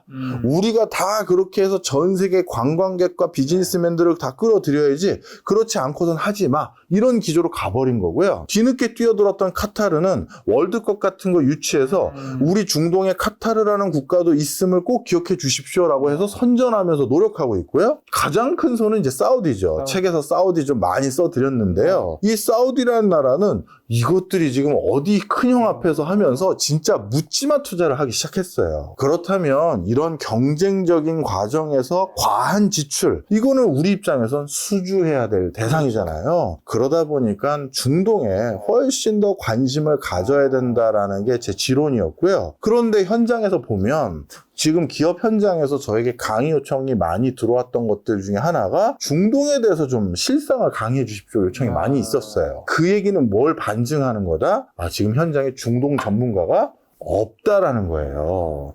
그래서 우리 옛날에 옛날에 그 오일머니 벌러 갔던 중동 건설 붐, 그 뒤에 중동이라는 시장의 전문가 풀이 많이 줄어들었나 봐요. 이제 와서 좀 거기에 교두벌 만들려고 했는데도 뭔가 이렇다 할 교두벌 만들기도 어렵고 하니까 지금 그런 상황이 우리나라의 상황이고요. 그래서 제가 이런 책들을 통해서 좀 알아두셨으면 좋겠습니다라고 한 마음에 쓴 거죠. 교수님 말씀하신 대로 중동이 자꾸만 세계 최고 최대 최초 건축물에 집착하는 이유는 이제 오일 시대 이후에 거점 항구에 그걸 놓치면 나라의 존폐도 굉장히 위험해질 수 있기 때문에 그런 건가요? 맞습니다. 그러면 이제 축구에 그렇게 막 엄청난 돈을 투자하는 것도 비슷한 건가요? 맞습니다. 우리가 지금 미래 사회에서 가장 고부가가치 산업으로 급부상하고 있는 건 컨텐츠 비즈니스예요. 그렇죠. 여기 컨텐츠라고 하면 연예 매니지먼트, 연예 엔터테인먼트도 있지만 스포츠도 컨텐츠잖아요. 그래서 사우디 같은 경우는 세계 최고의 축구 리그를 우리가 하고 전 세계 모든 국가 사람들이 온라인으로 또는 TV에서 사우디 축구 리그를 보고 그 축구 중계권을 우리가 팔거나 굿즈를 팔거나 이런 것들로 돈을 벌기로 마음을 먹은 것 같아요. 그래서 호날두부터 해서 그 누구죠 이번에? 음바페 빼고 거의 다 데려가던데 메시도 거기 고민 잠깐 했다가 미국으로 틀었죠. 그거는 미국이 전략적으로 틀었다라는 소리도 일도 있어요. 마이애미 플로리다 지역에 있는 축구팀에서 메시라도 가지고 오자. 안 그러고 진짜 사우디, 지금 한참 중국에 가까운 기조를 보이고 있는 중동 지역에서 축구 같은 컨텐츠들, 전 세계인들이 사랑하는 컨텐츠 시장마저도 빨리 가져가 버리면 이게 중동 지역을 미국이 컨트롤하기가 점점 어려워지는 맥락도 있거든요. 그러다 보니까 메시라도 좀 빨리 가져와 라고 미국 정부에서도 많이 푸시했다는 소리도 있을 정도입니다. 근데 그 호날두를 비롯해서 엄청난 연봉을 주던데 네. 사실 지금 당장은 분명히 마이너스일 거란 말이죠. 뭐 몇천억을 주고 있으니까 올머니 사우디 자본력은 어느 정도인 거죠? 제가 항상 이런 표현을 자주 씁니다. 책에서는 그렇게 쓸까 하다가 이 책이라는 게 너무 또 표현이 과하면 안 책에 되잖아요. 하나 또 격이 있으니까. 그렇죠.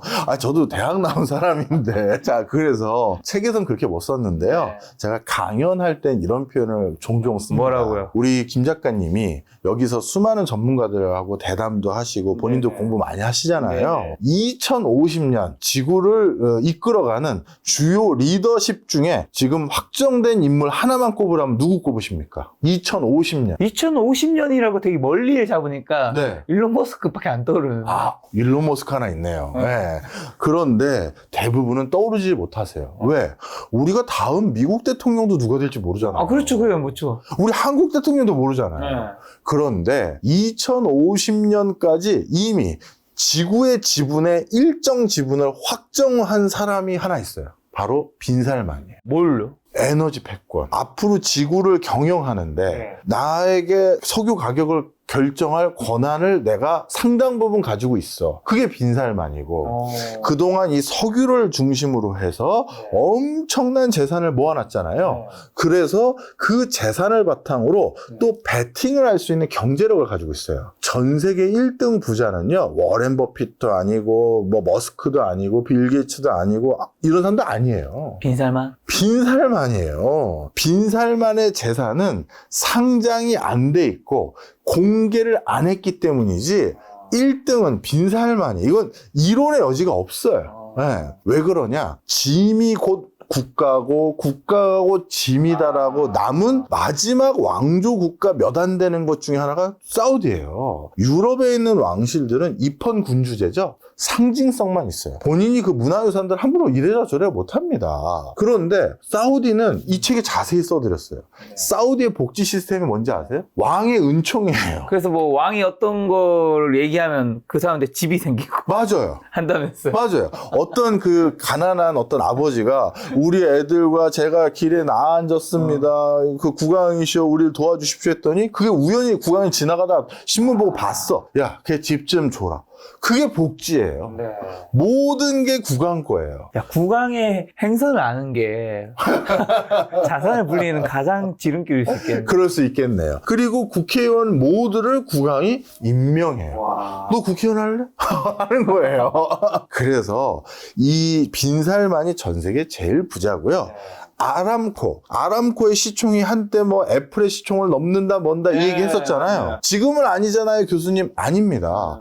아람코라는 회사의 전체 지분을 전부 상장한 게 아니에요. 일부만 상장한 거고요. 최근 국제사회 루머 중에 하나가 뭐냐면 빈살만이 미국에 대해서 견제구도 날릴 뿐만 아니라 중국에게 약간 힘을 실어줄까라는 제스처로 아람코의 일부 지분을 홍콩 증시에 상장할까 이런 얘기를 하고 있어요. 그럼 또 이 홍콩 증시의 위상이 급상승하거든요. 그만큼 빈살만의 경제력이라는 건 뭐 어마어마하고요. 아까 말씀드렸던 그런 호날두라든가 이런 사람들 우리가 생각하기엔 말도 안 되는 연봉으로 데려오지 않습니까? 제가 보기엔 그 사람에게 액션 피겨 모으는 느낌?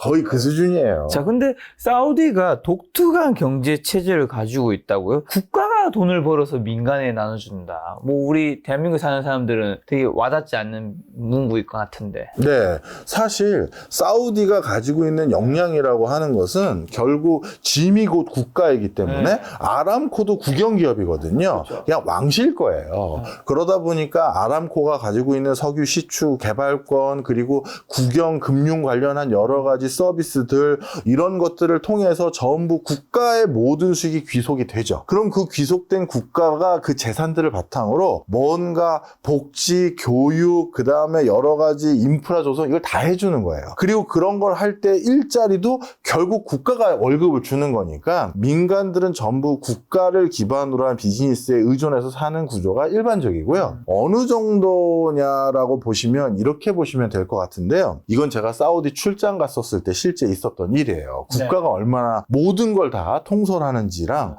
그 국가 체계가 얼마나 특이한지를 알 수가 있는 게 사우디에서는 그 당시 지금 많이 빈살만이 대두돼서 좀 상황이 좀 바뀌긴 했습니다만 그 당시 한참 프로젝트 때문에 갔었을 때는 여성은 절대 5개 출입이 안 됐어요. 네네. 남성과 동반하지 않고서는 아무것도 못해요. 네. 그래서 심지어 어느 정도냐면 남편이나 오빠나 아빠가 회사에 일을 하고 있는데 아내나 딸이 백화점이나 대형마트에서 장을 보고 싶어요. 네. 그럼 어떻게 해야 된다? 아버지나 오빠나 남편이 집에 와야 돼요. 데리러 줘야 되거든요. 그래서 백화점까지 데리러 갔다가 너 장봐 하면 백화점 안에 어떤 공간이 있냐면 아내들이 장 보고 있을 때 남편들이나 남성들이 대기하는 큰 장소가 있어요. 거기에 대기 장소에서 다들 뭐 조그만 놀이기구도 있고 막 그래요. 거기서 대기하고 있다가 장 다 보면 끝났어? 집에 가자 해서 데리고 가요. 그러니까 국가의 모든 시스템이 남성 중심으로 돼 있지 여성들이 이런 5개 활동이 자유롭지가 않아요. 운전도 혼자 못 하니까요. 지금은 할 수가 있어요. 그런데 이게 무슨 외부에서 보기에는 남성 우월주의라든가 굉장히 여성 인권에 비할 수도 있지만 그 사우디의 로열 패밀리들이라든가 상당한 오피니언 리더 계층들은 그 문화를 어떻게 받아들이고 있냐면요. 남성 스스로가 여성을 우리가 보호해야 되고 지켜줘야 된다라는 게 약간 문화적인 맥락 속에서 역사적으로 그렇게 진화 발전해왔던 맥락이 있더라고요. 워낙 침략을 많이 받은 것도 있었지만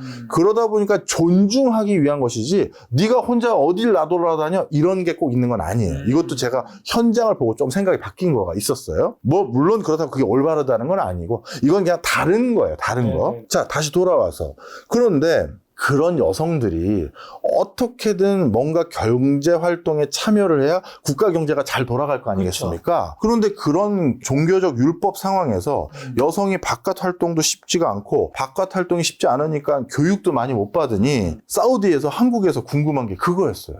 교육방송하고 방송통신대. 집에서 공부를 한다고요? 교육방송을 통해서요?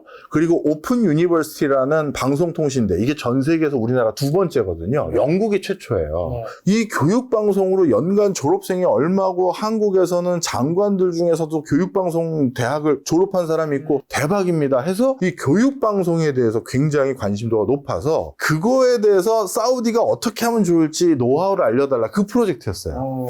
그런데 그거를 이제 노하우를 그냥 똑같이 하십시오 할 수가 없으니 사우디 스터디를 한 다음에 1안, 2안, 3안을 들고 갔을 거 아니겠습니까? 왕자님 이런 게 있고요. 이게 있고요. 이게 있으니 1, 2, 3안 중에서 원하시는 걸로 해보시면 어떨까 했더니 사우디 그 왕자들 또는 왕자들과 같은 반개 그 친인척들이 당황을 하는 거야. 막 왜 그랬을까요? 왜 고민하나? 다 해봐? 그렇죠. 내가 왜 선택을 해야지? 다음 되는 다 하면 되는 거야. 그게 잘 되는 거랑 다. 맞아요. 우리 같이 돈이 제약되어 있고 자본이 제약된 사람은 하나를 선택해야 되는데 그 사람들은 선택을 할 필요가 없어. 네. 아니 그냥 다 하면 되는 거야. 그 중에 하나가 잘 되면 그걸로 하면 되는 거잖아. 제가 거기서 엄청난 컬처 쇼크를 느끼고 왔어요. 마치 이런 거죠. 우리가 뭐 옷을 사러 갔는데 마음에 드는 티셔츠가 블랙, 네이비, 하이트, 그레이 있는 거 고민하자. 네. 왜 고민하는 거야? 다 사면 되잖아. 맞습니다. 제가 그래서 굉장히 당혹스러웠어요. 아, 내가 큰 결례를 했나? 그만큼 돈이 많다라는 걸 이제 정말, 보여주신 거죠. 자, 그런데 국민의 40% 가까이는 빈곤층에 해당하고 적어도 60% 가까운 국민은 집을 구할 능력이 없다고요? 네. 사우디하면 우린 부자 국가로 알고 있는데 부자 국가가 아닌 건가요? 1인당 국민소득을 보시면 의외로 국민소득이 낮습니다. 네, 그 이유가 사우디의 리야드라든가 이런 데를 벗어나서 저 지방으로 가면요. 일단 사람들이 교육을 잘 안 받아요. 그러다 보니까 자체적으로 고등한 일들, 좋은 일자리에 종사할 수 있는 기회가 좀 적죠. 네. 그다음 또 한 가지는 국가에서 상당 부분의 어떤 궁핍을 해결해주는 그런 신의 은총 형태의 복지가 있잖아요. 그러다 보니까 근무 활동에 대한 적극성도 많이 결여되어 있어요. 그러다 보니 1인당 국민소득이 의외로 좀 낮은 편이고요. 평균은. 그러다 보니 빈부격차가 심하구나라는 걸 알 수가 있고요. 단 카타르라든가 또 어디를 꼽을 수 있을까요? 쿠웨이트라든가 UAE 이런 데는 원주민 진짜 UAE의 국민들은 정말 숫자가 적기 때문에 이쪽 나라들은 국민소득이 엄청나요. 실제 제가 책에서도 적어드렸습니다만 아랍에미리트에 출장을 가잖아요. 그러면 아부다비라든가 두바이에 내리면 아부다비, 두바이. 네, 공항에 내려서 호텔까지 들어갈 때까지 UAE 현지 국민들을 한 명도 못 볼 가능성이 높아요. 무슨 소리냐? 공항에 딱 내리면 거기 이미그레이션 하는 사람들이 다 도장 찍어주고 하잖아요. 네. 다 UAE 진짜 국민들이 안 해요. 왜? 그런 일들을 우리 국민소득 얼마 되는 우리가 하나? 그래서 외국인 근로자들이 해요. 에티오피아나 파키스탄이나 인근에 또는 원거리에 있는 이슬람 문명권에서 오죠. 그리고 택시 타잖아요. 대부분 파키스탄 사람들이에요. 그리고 공항에 도착하죠. 집 내려주는 컨시어즈나 이런 사람 있잖아요. 또 외국인 사람들이에요. 도대체 이 나라 국민들은 어디 있는 거야? 보면 너무 잘 사는 소수의 사람들이 어디서 손톱 손질 받고 있고 뭐 하고 있고 한 거예요. 그런 중동 국가는 인구가 적은 일부고 사우디는 인구가 많고. 인구가 많으니까. 그래서 빈부격차가 심한 편이다. 자, 어쨌든 중동 하면 우리가 석유 부자라고 알고 있지만 책에서 아랍에미리트의 석유 가치 연수는 30년에 불과 2050년쯤이면 고갈될 전망이라는 멘트도 있던데 석유로 세워진 나라 오일머니만 가지고 평생 유지될 수 없는 건가요? 그럼요.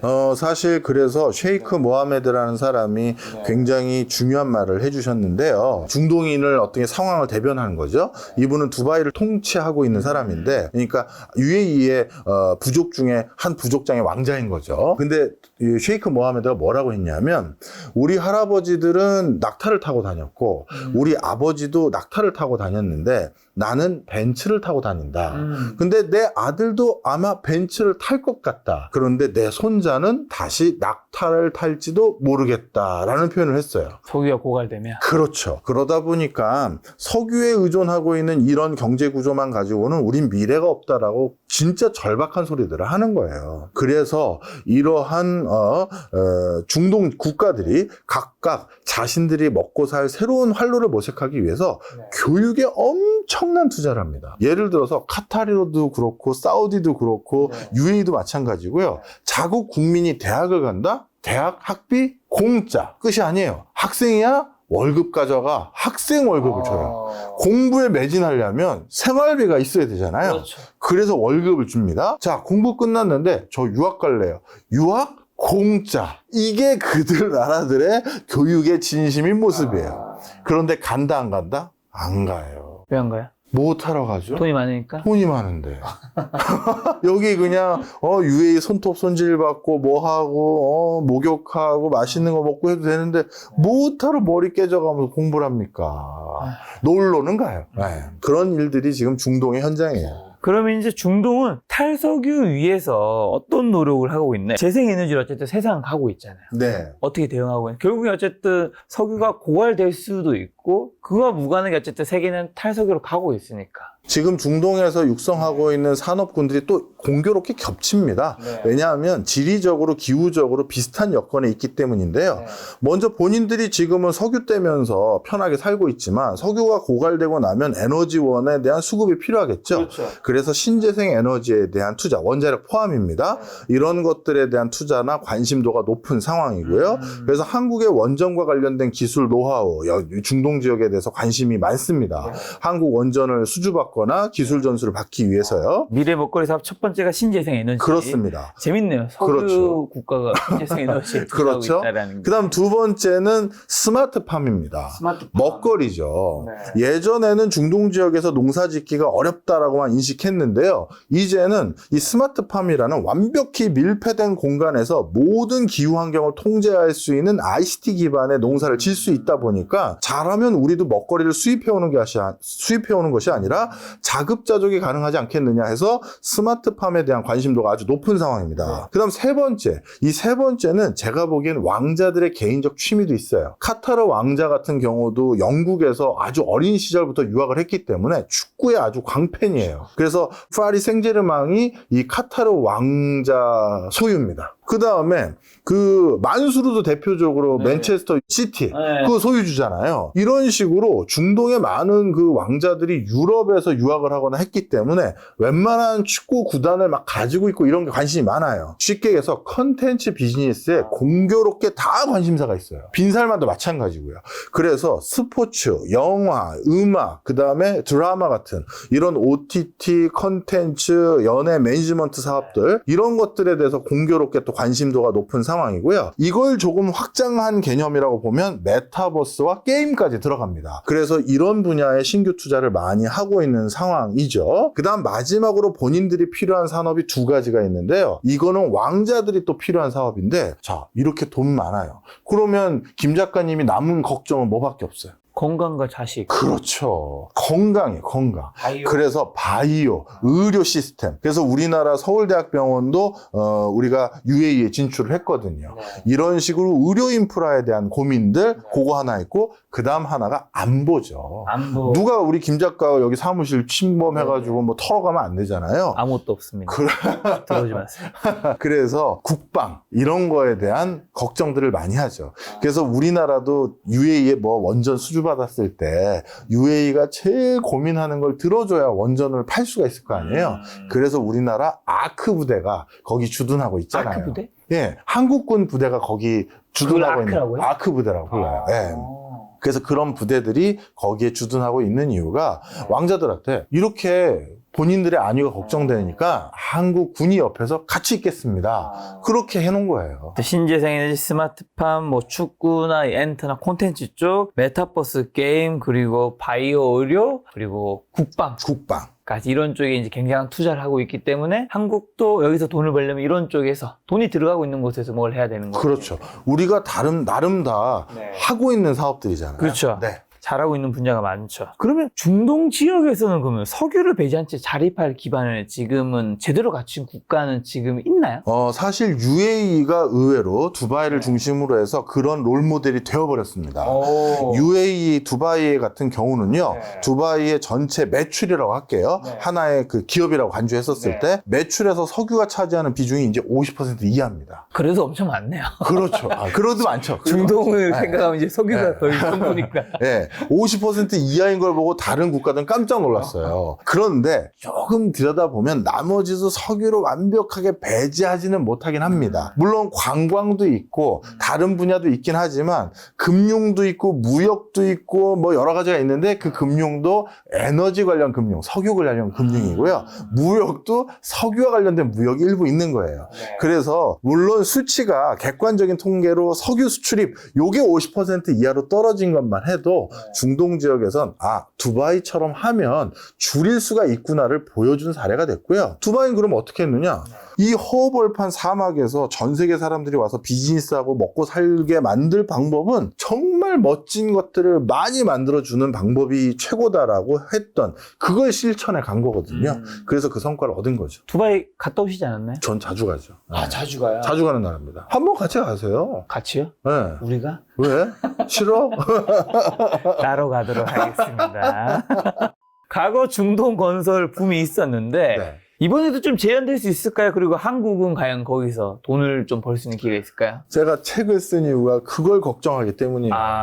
이제 그건 아니에요? 그럴 가능성이 조금 낮아졌어요. 네. 중동에 요즘 중국색이 너무 높아졌어요. 그리고 중국인들 중에서는 중동 전문가가 너무 많아졌고, 그리고 두바이에 출장을 가면요. 두바이에 용산 같은 곳이 있어요. 전자제품 많은 우리 용산 같은 전자상가. 그런 곳이 있는데, 두바이의 전통 거리를 재현한 요새 같은 곳이 있는데, 그 근처에 있는 곳이 있어요. 거기 골목이 좀 약간 음산하고 사람 인적도 적어서 가기가 좀 무섭긴 한데 저 같은 사람들은 통계만 보고 현실 모르면 또 헛소리하기 쉬운 직업이다 보니까 일부러 들어가 봐요. 그러면 한 8년 전, 10년 전만 하더라도 그 간판들이 전부 삼성, LG 쫙 있었어요. 그런데 점점 해가 바뀔 때마다 가면 중국에 뭐 예를 들어서 하이얼, 샤오미 뭐 비슷한 여러 제품들의 간판으로 점점 바뀌어가는 거예요. 그리고 실제 제가 지나가도 예전 같으면 한국말로 오세요라고 한 사람도 있었는데 지금 그냥 중국말로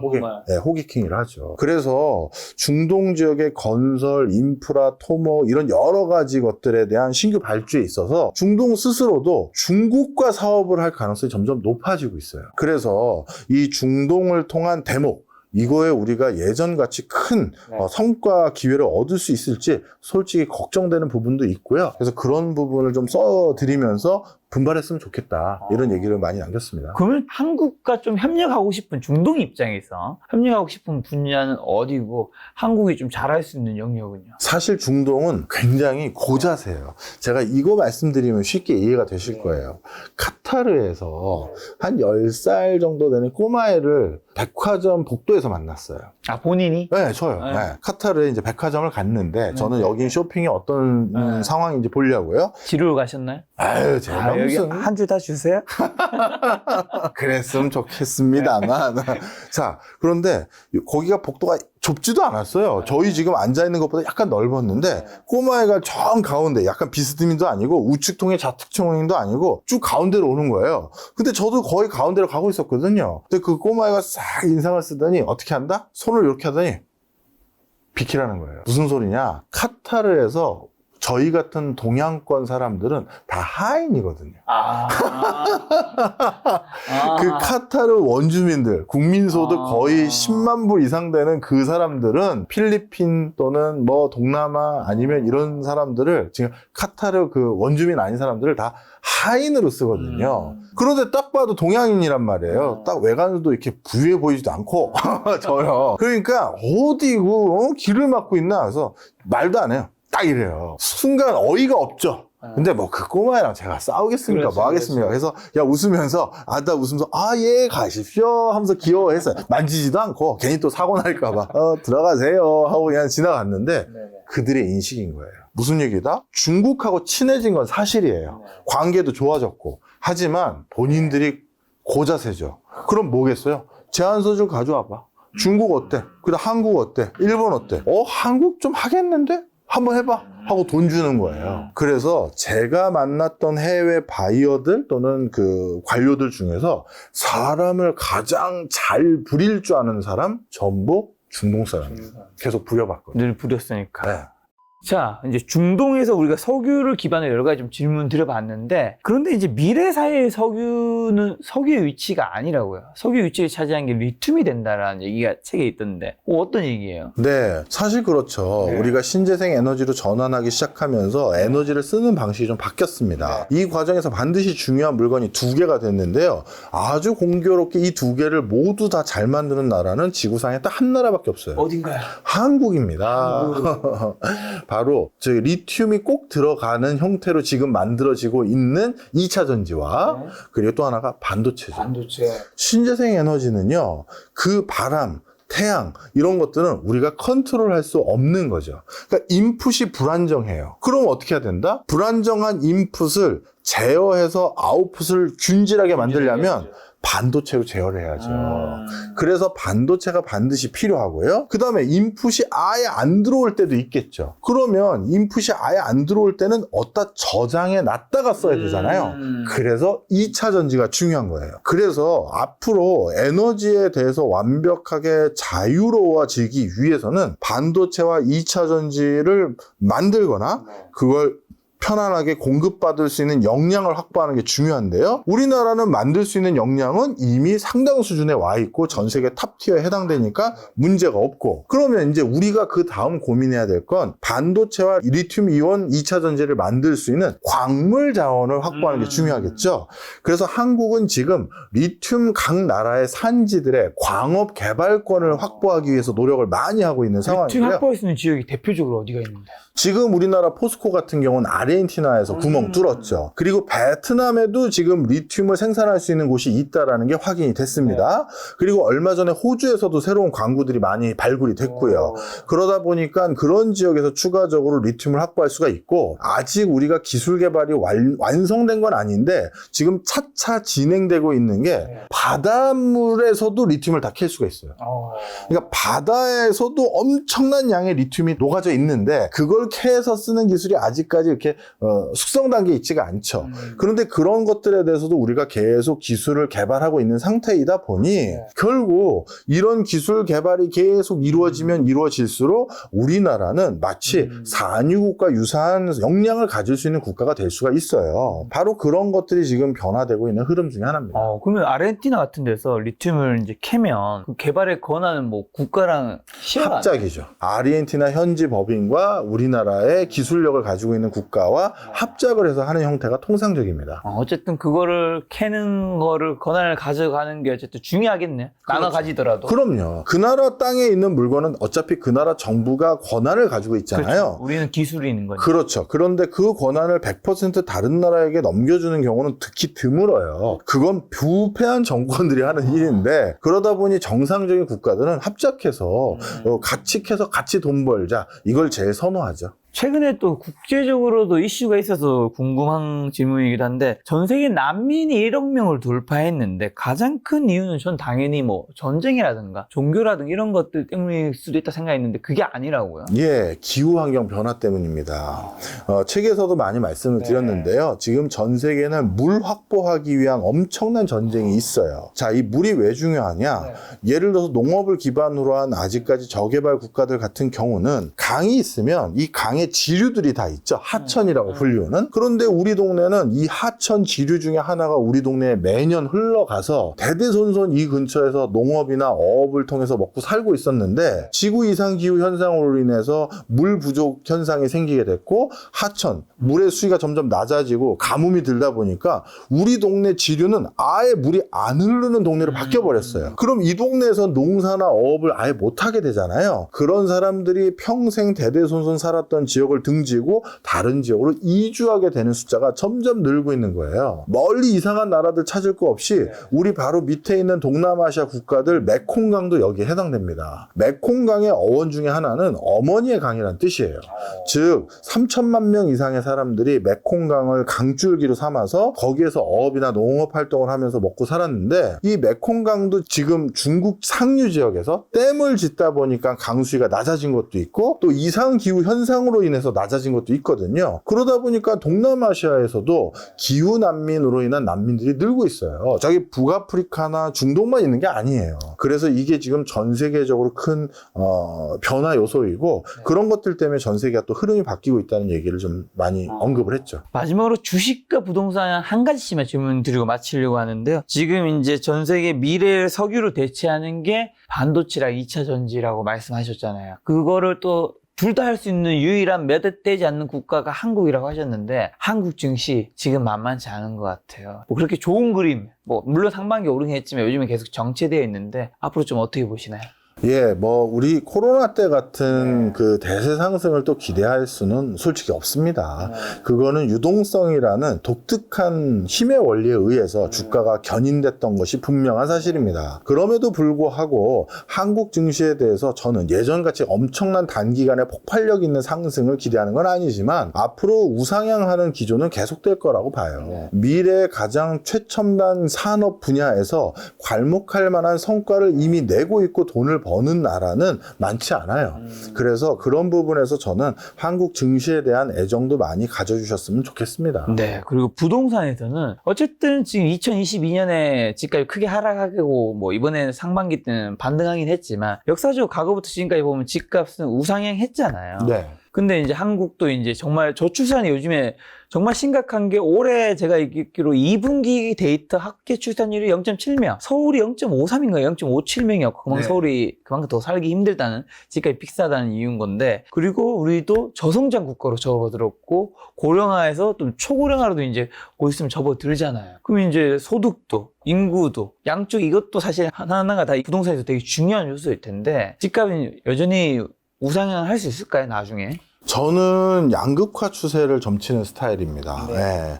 그러니까 서울의 노른자위 지역이라든가 흔히 말해서 사람들이 좀 선호하는 지역들은 좀 더 오를 가능성이 더 높아요. 수도권에서도 젊은 계층들이 선호할 수 있는 정주 여건이 만들어진 데선 좀 더 우상향할 기조가 많이 보이고요. 하지만 이제 본격적으로 인구 감소가 시작됐고 코로나19 그 뒤에 일어나고 있는 여러 가지 불경기적인 징후로 인해서 지방에서 더더욱 빠르게 전출자들이 늘어났어요. 그러면 지방의 실수요가 많이 줄어든다는 얘기거든요. 그러면 실수요라는 건 하방 경직성을 만들 수 있는 요소인데 그게 많이 줄어든다는 건 집값이 떨어질 수 있는 요인으로 작용할 지역들이 점점 늘고 있다는 겁니다. 그래서 저는 앞으로의 부동산 흐름은 양극화 흐름이다. 저는 그렇게 전망하고 싶어요. 자, 오늘 교수님과 세계 지도를 펼치면 돈의 흐름이 보인다를 주제로 반도체, 그 다음에 인도, 베트남, 중동을 가지고 이제 이야기를 나눴는데, 오늘 이제 교수님 같은 경우는 투자와 완전 좀 관련이 조금 없을 수도 있는 교양 관련된 이야기 많이 여쭤봤는데, 교수님 지금 거의 한 2시간 동안 인터뷰하면 느낀 게, 그 아라비안 나이트에 그 천일야라고 해서 잔혹한 왕에게 살아남기 위해서 1000일 동안 막 이야기를 하잖아요. 네. 그래서 좀 교수님과 저는 이제 사실 개인적인 친분이 좀 있잖아요. 사석에 술도 마시고 형 동생 하는데 이 형이 이렇게 아는 게 많구나. 참. 아니 어떻게 그렇게 많은 이야기를 알고 재밌게 이야기하는지 많은 분들이 궁금할 것 같아요. 그거 하나만 얘기해주고 오늘 방송 마치면 좋을 것 같아요. 네. 사실 혹시 누가 이제 재밌는 얘기 안 하면 죽이나요? 천일 뒤에? 아닙니다. 저는 사실 완전히 아카데믹한 학자라기보다는 산업과 국가 아젠다에 부합하는 보고서를 쓰는 역할을 좀 더 많이 해봤거든요. 그러다 보니까 사람을 많이 만나고 현장의 얘기를 많이 듣게 됐었어요. 그게 약간 재밌는 소재가 좀 생긴 그 그러니까. 비결인 것 같습니다. 저도 이 책 좀 봤는데 되게 재밌어서 뭔가 나의 그 세계에 대한 교양 지식이 좀 재밌게 읽히는 느낌이 들어서 맞아요. 시청자분들도 읽으면 아마 여러분들의 그런 세계에 대한 공부, 그다음에 이해 그런 것들이 좀 쌓이지 않을까 싶었습니다. 오늘 만남의 손님은 박종호 교수님이었습니다. 지금까지 여러분 소중한 시간 함께 해주셔서 정말 감사합니다. 오늘도 김 작가였습니다. 고생 많으셨습니다.